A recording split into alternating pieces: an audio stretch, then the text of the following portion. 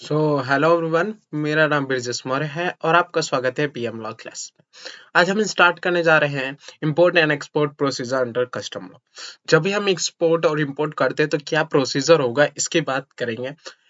वही चैप्टर 17 पढ़ रहे हैं हम, जैसे टैक्स लॉ का ऑफिस एग्जीक्यूटिव। स्टार्ट करने से पहले अगर अभी भी आपने इस चैनल को सब्सक्राइब नहीं करा सो प्लीज सब्सक्राइब कर दीजिए, जिससे आपको regular video time to time मिलती रहे और आप पढ़ते हैं। चलिए स्टार्ट करते हैं आज का topic. Procedure for imported through the sea route, cargo clearance बोलते हैं। जब भी इंपोर्ट या फिर इंपोर्ट या एक्सपोर्ट सी रूट होता है, सी के द्वारा होता है, समुद्र के द्वारा होता है, उसे हम कार्गो क्लियरेंस बोलते हैं। क्या बोलते हैं? Cargo clearance. तो उसके लिए क्या प्रोसीजर होती है उसकी बात करेंगे। फॉर द कैरियर, इसका मतलब जो पर्सन, जो फॉर द कैरियर मतलब होता है जो पर्सन या फिर वेसल, ये जो विसल ला रहा है, जो विसल ला रहा है उसके लिए उसका क्या कार्य होगा उसकी बात करें, उसका क्या प्रोसीजर होगा उसकी बात करेंगे। So according to section 30, filing the import general manifest prior to arrival of whistle.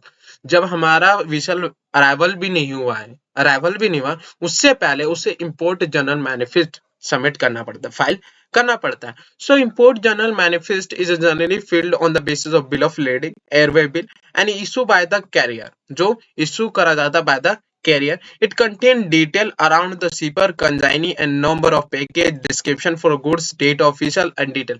ये सारी चीजें उस चीज पे import में जनरल मैनिफेस्ट पे लिखी होती है। Now, in the all these states, we find that liability to duty arise as soon as they are enter in the territorial water of India. कब जब ड्यूटी कब लायबल होगी उस गुड्स की जो इंपोर्ट करी जा रही है, जब वो हमारे टेरिटोरियल वाटर में आएगी ऑफ द इंडिया। जब वो आएगी इंपोर्ट के लिए तब वो उस पे ड्यूटी लगेगी, and every point until they are remain imported good upon the point where they are pass for the human consumption. Now inward granted by the custom in act as permission for the unloading the goods. The date herein would be construction relevant date for the arrival of goods in India. Simple सी बात है, जिस दिन goods unload हो रहा है वही हमारा क्या कहलाएगा? रिलेवेंट डेट कहलाएगा, वही हमारा रिलेवेंट डेट कहलाएगा। फॉर द कस्टोडियन गुड्स रखे जाते, संभाल के रखे जाते, उसकी बात करेंगे। Custodian is appointed by the custom. Custodian would be responsible of keeping the proper record of the unloaded good. Simple सी बात है, जो गुड्स अनलोड करे गए हैं उन गुड्स को सही तरीके से रखना एक कस्टोडियन का काम होता है। The custodian is also responsible for the insure that good don't leave the custom area in the clearance without the proper authorization from the custom officer. और ये कस्टोडियन का एक और काम होता है कि वो ध्यान तो दे ही वो गुड्स का जो अनलोड करे गए, मगर इसका भी ध्यान दे कि जो पोर्ट है वहां से, कस्टम एरिया से वो बिना क्लियरेंस के ना जाए। अब फॉर द इंपोर्टर जो इंपोर्ट कर रहे हैं उसकी बात करते हैं। Importer need to submit bill of entry. जो इंपोर्टर है वो क्या पहले करेंगे? सबमिट करेंगे बिल ऑफ एंट्री, और the bill of entry need sign by the importer. और जो बिल ऑफ एंट्री है वो साइन होना चाहिए इंपोर्टर के द्वारा। The bill of entry contain the detail. क्या क्या डिटेल होगी? बिल ऑफ लेडिंग होगा, इनवॉइस होगी, पैकेजिंग लिस्ट होगा, प्रोडक्ट लिटरेचर होगा, लाइसेंस क्या है, इंपोर्ट क्या है, GAT declaration from the sign by the importer. ये सारी चीजें होनी चाहिए। द कस्टम क्या होगा? कस्टम जो है उनके लिए क्या है? Custom authority note to bill of entry by assessing a number and the date of stamp. अब जब कस्टम पे आप गुड्स ला दे रहे हैं तो उनका काम होगा, कस्टम अथॉरिटी का काम होगा कि बिल ऑफ एंट्री जो है उस पे नंबर डालें और स्टैम्प डालें। This date is constructed as the date of presentation of bill. और जो डेट है वो क्या, जिस दिन कस्टम असाइनी नंबर डाला जाएगा और डेट ऑफ स्टैम्प डाला जाएगा, वही हमारी क्या कहलाएगी? Date of presentation of bill of entry कहलाएगी।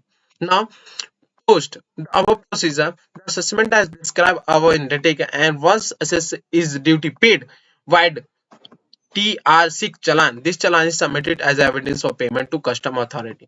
अब जो ड्यूटी जब पेबल करी जा रही है तो हमारे TR6 द्वारा करी जाती है, और ये जो चालान है वो सबमिट करा जाता है evidence of payment to the custom officer कि हमने ड्यूटी पे कर दी है।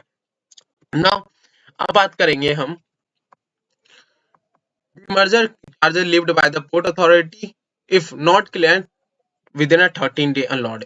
जब अनलोड कर दी जाती है तो अनलोड करने के बाद 3 दिन में क्लियरेंस लेना होता है, 3 दिन में उसे हटा देना होता है वहां से जिसका सामान है वो आप वापस ले जाना चाहिए।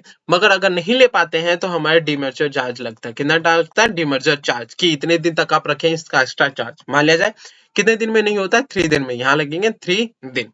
अब एक्सपोर्ट की बात करते हैं। अभी हमने पढ़ा इंपोर्ट की, अब एक्सपोर्ट की बात कर ली जाए।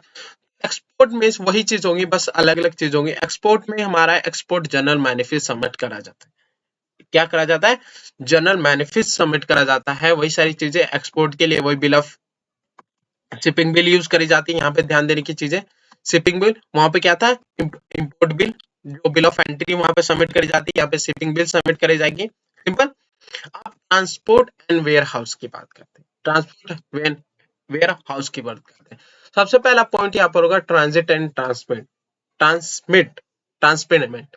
यहाँ पर ये चीज देखेंगे कि दोनों में फर्क है। ये वैसे एग्जाम पे आ चुका है, ये पॉइंट जो है ये आ चुके हैं, तो इस पे ध्यान देंगे। A conveyance of vessel any reach a port but may not unload the goods at the port. It may have held them at port for any other purpose such as the repair, replacement or supply, refueling, etc.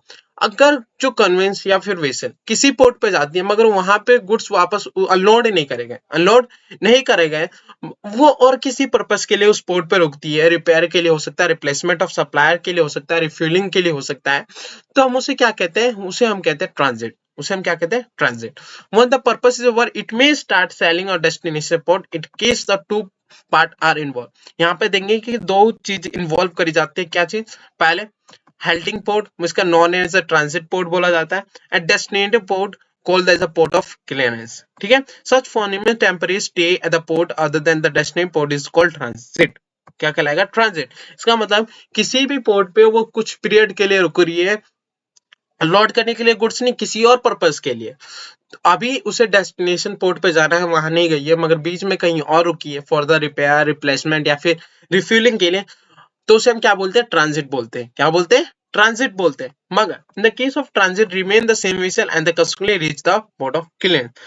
Then transmit क्या होता है? Transmit क्या होता है? However, the vessel after the reaching the intermediate port transfer the good to another vessel, and the second vessel into which the goods are transferred loaded from the first vessel carry the good to the destination port. अब transmit क्या होता है कि जब हमने goods जो है किसी पोर्ट पे उतरे और वहां से किसी और विसल या फिर किसी और विसल में या फिर कन्वेंस में ट्रांसफर कर दिया गुड, और फिर वो जो गुड्स है, सिंपल एग्जांपल देता हूं, सादा आपको सही समझ आएगा। मान लिया जाए ये हमारी डेस्टिनेशन पोर्ट, ठीक है, और यहाँ से हमारी वेसल रवाना होती है, मतलब चालू होती है, अराइवल होती है, तो ये जाती है, ठीक है, ये यहीं तक जा सकती है, और यहाँ पर एक और पोर्ट है, यहाँ पे ये जो ए वेसल है, ठीक है, वो बी वेसल में सारे के सारे गुड्स ट्रांसफर कर देती है, बी वेसल में सारे के सारे गुड्स ट्रांसफर कर देती है, और बी को कहती है कि आप डेस्टिनेशन पोर्ट तक जाएंगे, डेस्टिनेशन पोर्ट तक जाएंगे, तो इसे हम क्या बोलते हैं? ट्रांसमिट बोलते हैं। मगर यही अगर ए जो है यहाँ केवल 2 मिनट के लिए रुकती, फ्यूलिंग के लिए, रिपेयर के लिए, फिर उसके बाद आगे चल देती, तो इसे क्या बोलते हैं? ट्रांजिट बोलते हैं। सिंपल, आपको आई होप समझ आ गया होगा। Now transit of good without the payment of duty. Simple सी बात है, वो 2 मिनट के लिए रुक रही है तो उसे ड्यूटी थोड़ी ना पे करनी पड़ेगी, ड्यूटी थोड़ी ना पे करनी पड़ेगी, रिपेयर के लिए रुक रही है भैया। तो according to section 53, according any good importing in conveyance mentioned in the import manifest or import report, the case may be, for the transit in conveyance to any place outside India or any custom station may be allowed to transit without the payment of duty subject to such condition as may be prescribed. Simple. मगर transmit of good without the payment of duty, in the case any imported into custom station are intended for the transmitment, a bill of transmit shall be presented to the proper officer in the prescribed form. जब भी हम transmit के लिए shipment के लिए हो रहा है, ट्रांसशिपमेंट के लिए हो रहा है, तो वहां पर हम ये ध्यान देंगे कि बिल ऑफ ट्रांसमिट सबमिट करना पड़ेगा, ठीक है, ये दोनों चीजें सबमिट करनी पड़ेगी। Now however where the goods are being transmitted under the international treaty or bilateral agreement between the government of India and the government of foreign country, declaration of transmit instead of bill of transmit shall be present proper option in the prescribed form. अब difference दे रखा है, simple सी बात है, क्या एक transit और treatment में डिफरेंस होता है। Good remain the same vessel, intermediate port transfer to different vessel, simple सी बात है। इंपोर्ट मैनिफेस्ट सबमिट करना पड़ता है, मगर बिल ऑफ ट्रांसमिट और डिक्लेरेशन आल्सो सबमिट करना पड़ता है। No supervision required to intermediate port, मगर ट्रांसमिट पोर्ट में conduct under the supervision of custom officer होना चाहिए। Same vessel reaches the destination, मगर difference vessel reaches the destination port. Simple. Ware house, बात करते हैं वेयर हाउस के। तो गुड्स जब भी लोड होते हैं तो वो एक जगह रखे जाते हैं, एक जगह रखे जाते हैं। तो वो जो जगह पे रखे जाते हैं उसे हम वेयर हाउसिंग कहते हैं, वेयर हाउसिंग कहते हैं। सो यहाँ पे लिखा हुआ है import good need not be clear for the home consumption immediately on arrival. जब भी अराइवल होता है तुरंत आप होम कंजप्शन के लिए नहीं ले जा सकते। फिर if importer wish or he may not require the good immediately or sometime to avoid demerger charge or intend to re-export of such imported goods or for the any other reason he may store such goods in the warehouse without payment of goods। Simple. बिना आप अगर जो अभी घर ले जाना है तुरंत आप कंजप्शन के लिए घर नहीं ले जाते, ठीक है, वो चाहते हैं कि हम वही रखें, वही रखने के बाद हम उसे दोबारा एक्सपोर्ट करना है, एक्सपोर्ट करना है। वो तो एक जगह रख देते हैं जहाँ होता है वेयर हाउस, स्टोर कर देते हैं उस वेयर हाउस में without payment of goods. Now warehouse allow the goods to store and thus to deferment of duty the goods are to be released warehouse subject to clearance, that is the post assessment or payment of duty। warehouse, public warehouse under section 57 पढ़ेंगे और private warehouse under section 50 और special warehouse under section 58 लेना होता है। Licence की बात हो रही है। Public bonded warehouse according to section 57 की बात करेंगे। There are own and manage by the government body agency. जो भी पब्लिक हाउस होते हैं, पब्लिक बॉन्ड वेयर हाउस होते हैं, वो गवर्नमेंट द्वारा या गवर्नमेंट बॉडी या एजेंसी द्वारा मैनेज करे जाते हैं। Only dutiable goods are warehouse therein. जितने भी गुड्स पे ड्यूटी लगता है वही गुड्स वहां रखे जाएंगे। Simple. Availability of space certificate from the warehouse keeper would be required. जो हमें चाहिए जितना स्पेस उसके लिए स्पेस सर्टिफिकेट होना जरूरी होता है। Double duty bond would be also be required to furnish the deposit goods। Also person seeking the warehouse would need to be pay rental warehouse charge to the warehouse keeper। ये सारी चीजें करनी पड़ती है। एक चीज, ये सारी चीजें क्या बताती है? Private public bonded warehouse कहलाती है। सो ये पॉइंट ध्यान दे लेंगे, ये जितने भी पॉइंट हैं ये सारी ध्यान दे लेंगे, क्योंकि एग्जाम में आ सकता है कि ये लिखा हो सकता है कि क्या ये पब्लिक वेयर हाउस के पॉइंट है। ठीक है, कैरेक्टरिस्टिक है, कौन से हैं कौन से नहीं है। Own and manage by the private entity. Private तो सिंपल बात है, प्राइवेट एंटिटी द्वारा मैनेज करी जाएगी। Are generally allowed to ware public bonded warehouse. यहाँ पे पब्लिक के लिए जनरली अलाउ नहीं करा जाएगा for the warehouse purpose के लिए। ओनली ड्यूटेबल गुड्स जो करा जाएगा। अवेलेबल स्पेसिफिक सर्टिफिकेट, ये जरूरी होती है जैसे हमारे पब्लिक में होती है। Double bond duty would still be required but custom officer would need not posted at the expense of the warehouse keeper। simple। now अब यहाँ पे कुछ टाइम दे रखा है कि हम गुड जो है वेयर हाउस में कब तक रख सकते हैं, depending on the whether they are export 100% of oriented unit और the otherwise explain by the diagram below. क्या क्या? अगर कैपिटल गुड के लिए तो 5 ईयर तक के लिए, और किसी गुड के लिए तो 3 ईयर के लिए, और किसी चीज के लिए तो 1 ईयर के लिए कहा जा सकता है, रखा जा सकता है। तो यहाँ पर बताया when goods are removed for the export no duty will be paid। simple। but when for the home consumption removal of only under the assessment and the payment of duty। now अब बात करते हैं baggage rule. हमने ऊपर पढ़ा था, cargo पढ़ा था, कैरेज पढ़ा था, बैगेज पढ़ा था। अब बैगेज क्या होता है उसकी बात करते हैं। So good imported by the passenger or the member of crew in his baggage are the classified under one tariff heading and the levied a single rate of duty। baggage simple सी बात है, कोई भी person, कोई भी passenger अगर आ रहा है कहीं से, तो जो अपना बैग है वो उसमें कुछ सामान ला सकता है, उसमें सामान ला सकता है, गुड्स ला सकता है। तो उसकी क्लासिफिकेशन के लिए अलग से बैगेज रूल बनाया गया, अलग से बैगेज रूल बनाया गया कि वो जो बैग है उसमें कितना सामान ला सकता है, कितना सामान नहीं ला सकता, कितने रुपए तक का सामान ला सकता है। तो उन सब पे एक अलग से सिंगल रेट ऑफ ड्यूटी लगता है, उन सब पे अलग से एक सिंगल रेट ड्यूटी लगता है। Now section 70 provide that owner of any baggage shall for the purpose of clearing it make a declaration of content to proper officer. जब भी कोई पर्सन होगा जो ऑनर है बैगेज का, वो क्लियरेंस देगा अपने जो वो बैगेज में जो चीज होंगी वो प्रॉपर ऑफिसर को बताएगा।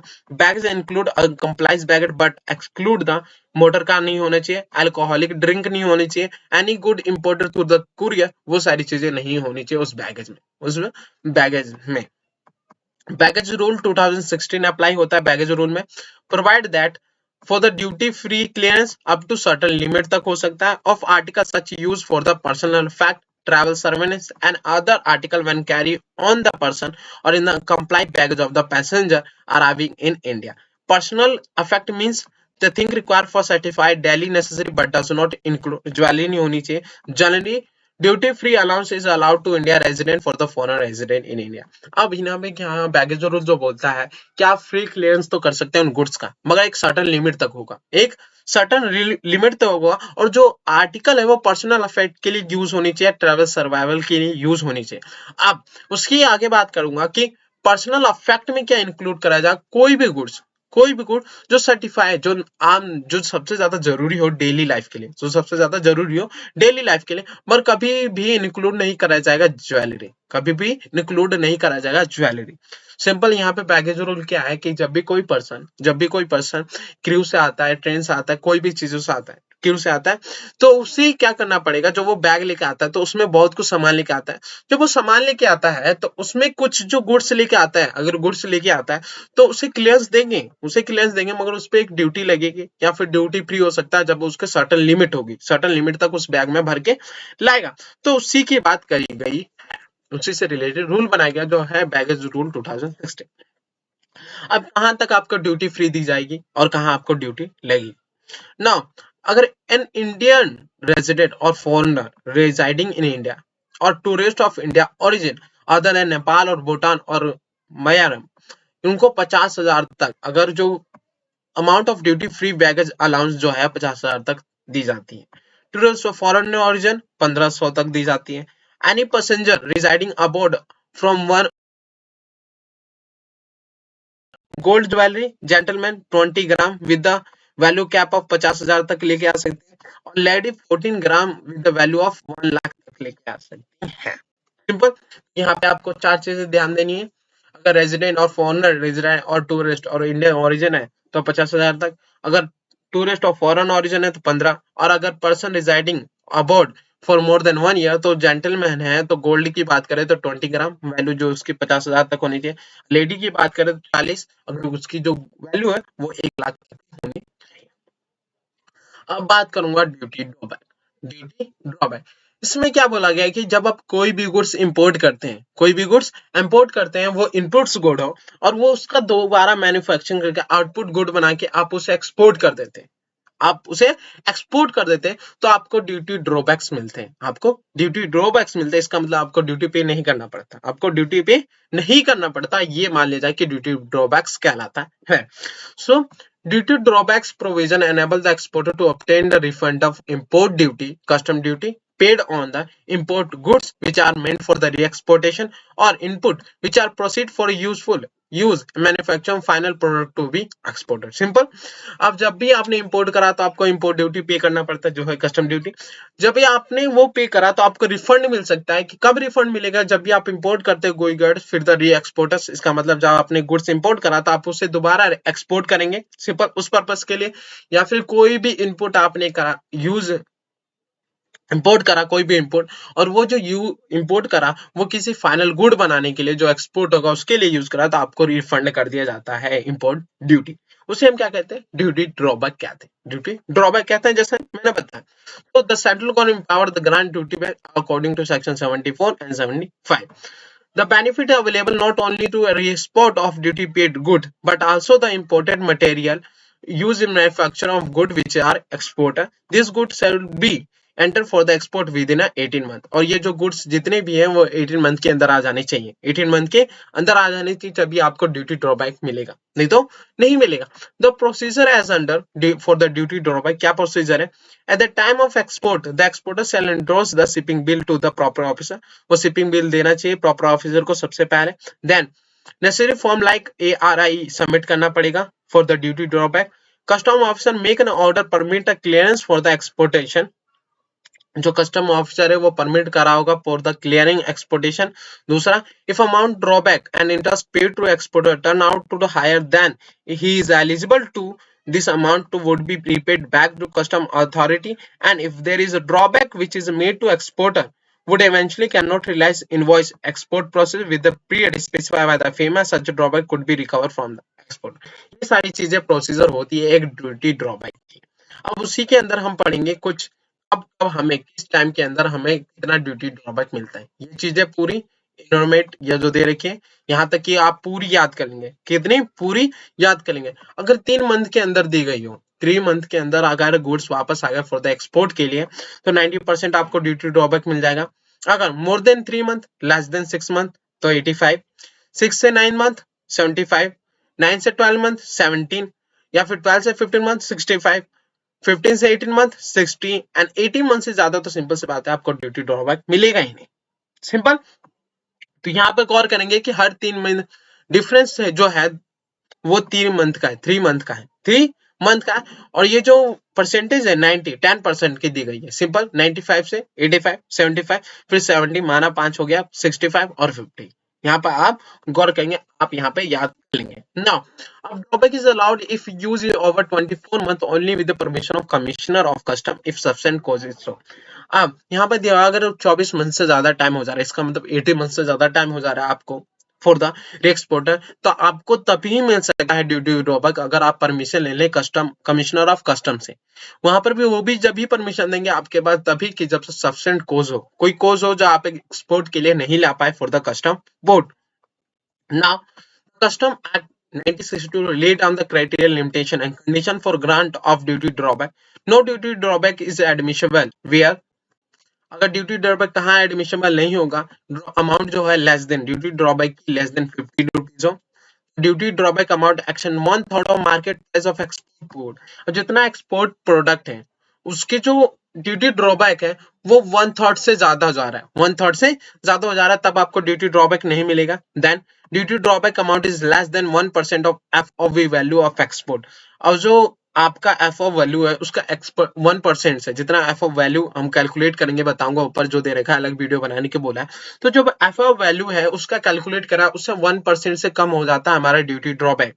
अगर उससे कम होता है तब आपको नहीं मिलेगा, except where the amount of duty drawback is पर से में एक्सीड 50 या 500 500, where the value of export good is less than value of imported material। जितना आपने इंपोर्ट करा उसकी जो उसकी वैल्यू थी उसकी एक्सपोर्ट गुड की वो कम होती है, कम है, तभी आपको ड्यूटी ड्रॉबैक नहीं मिलेगा। तो ये दे रखा है हमारे कुछ ड्यूटी ड्रॉबैक से रूल। अब डैमेज एंड रिकवरी की भी बात कर लेते हैं। Damage of demand of duty कब डिमांड कर सकते हैं? Notice of demand must be serve in the writing, clearly mention the reason and the providing the party and the opportunity to being heard. अगर हम ड्यूटी की demand करते हैं, जो हमने पे करा, तो पहले तो नोटिस जो है डिमांड के लिए वो राइटिंग में होनी चाहिए, उसमें मेंशन रीजन भी लिखा होना चाहिए क्यों डिमांड कर रहे हैं ड्यूटी की, और जो पार्टी को दी जा रही है उसकी हम सुनेंगे भी कि क्यों हम उसे दें। Simple. Now, the release so cause notice should be served within 1 year from the relevant date. There is 1 year from the date of assessment or payment of duty. Within 1 year के लिए, within 1 year के पहले, जो 1 साल होने से पहले from the date of relevant आपको वो सो कॉज नोटिस शो करना पड़ेगा for demand of duty. Then however specific case, अगर और कोई केस है तो ड्यूटी और इंटरेस्ट नॉट पेड और short paid by reason of collusion, wilful supervisor fact और misstatement, that notice should be serve within 5 year. और किसी केस के लिए जहां ड्यूटी या फिर इंटरेस्ट नॉट पेड अगर पे नहीं करा गया, शॉर्ट पेड हुआ है, तो उसके लिए 5 ईयर दिया गया है instead of 1 year. The demand of duty provisions also call for the attachment of property up to 6 months. For the protection of interest, revenue could be extended for another period of 6 months, but attachment cannot be 2 years. यहाँ पे अलग date दिया हुआ है for the provision call for attachment of property. अगर कोई भी attachment of property होती है तो 6 मंथ के अंदर वो उन्हें बताना होगा। फॉर प्रोडक्शन ऑफ इंटरेस्ट वो भी 6 मंथ के दिया, और अटैचमेंट जो है वो 2 साल से ज्यादा नहीं होना चाहिए। ये हो गया हमारे demand of duty. Now, so आज के लिए इतना ही काफी। हम कॉन्स्पिकेशन ऑफ गुड्स या फिर कन्वेंस नेक्स्ट वीडियो में पढ़ेंगे। आज के लिए इतना ही काफी, मिलते हैं नेक्स्ट वीडियो में। Thank you so much for watching this video. अभी भी आपने अगर चैनल को सब्सक्राइब नहीं करा, सो प्लीज सब्सक्राइब कर ले, या फिर आपने कुछ भी सीखा इस चैनल से, कुछ भी पढ़ा है, तो इस चैनल को जरूर सब्सक्राइब। मिलते हैं नेक्स्ट वीडियो में। Thank you so much for watching this video.